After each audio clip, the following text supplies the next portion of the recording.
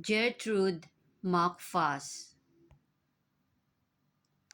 There once was a girl bird named Gertrude McFuzz, and she had the smallest plain tail ever was.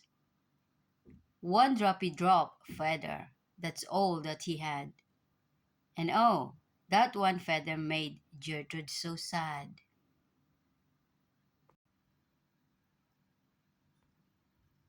For there was another young bird that he knew, a fancy young bird named Lola Lilo.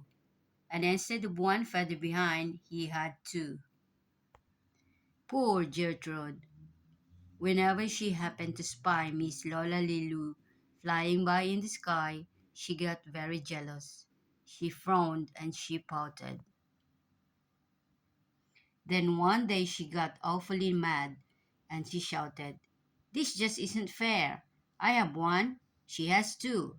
I must have a tail just like Lola Lilu."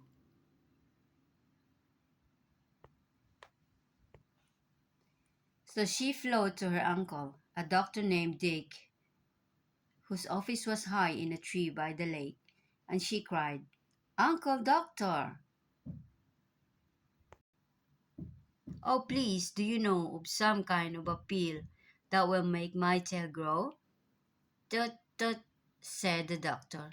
"Such talk. How absurd." "Oh, thank you," chirped Gertrude McFuss, and she flew right straight to the hill where the pillberry grew. Yes, there was the vine, and as soon as she saw it, she flocked off a berry. She started to gnaw it. It tasted just awful, almost made her sick. But she wanted the tail, so she swallowed it quick. Then she felt something happen. She felt a small twitch, as if she'd been tapped down behind by a switch. And Gertrude looked around, and she cheered. It was true. The feather exactly like Lola Lilu. Then she got an idea. Now I know what I'll do. I'll grow a tail better than Lola Lilu. These pills that grow feather are working just fine. So she nibbled another one off to the vine. She felt a new twitch, and then Gertrude yelled, "Wee! Miss Lulala has only just two.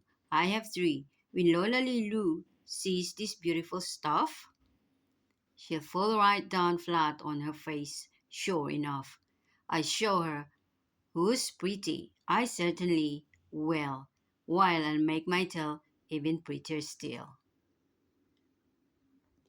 She snatched at those berries that grow on that vine.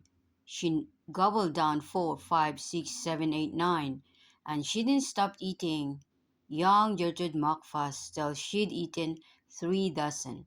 That's all that there was. Then the feathers pop out with a zang, with a zing.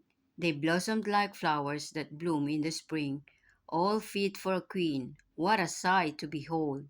They sparkled like diamonds and gumdrops and gold, like silk, like spaghetti, like satin, like lace.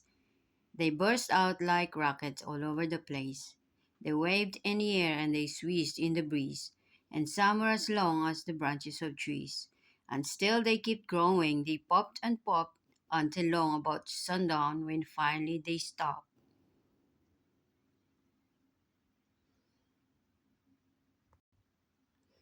"And now," giggled Gertrude, "the next thing to do is to fly right straight home and show Lola Lilu.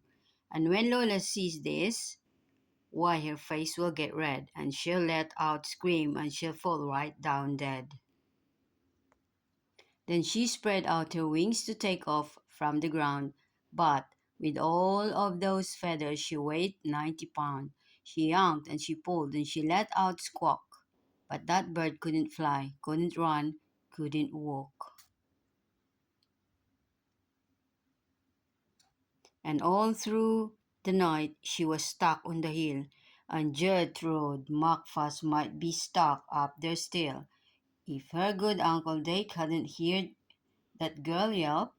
She rushed to her rescue and brought along help. To lift Gertrude up almost broke all their beaks, and to fly her back home it took almost 2 weeks, and then it took almost another week more to pull out those feathers. My, Gertrude was sore.